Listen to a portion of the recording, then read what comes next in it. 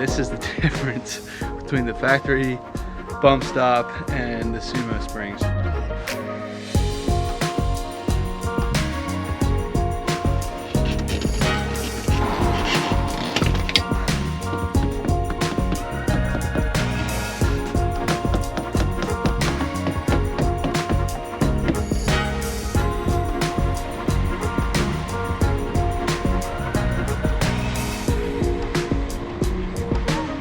The Super Springs and the Sumo, I mean, that was pretty drastic. There wasn't much sway, there wasn't much rock. That's pretty cool.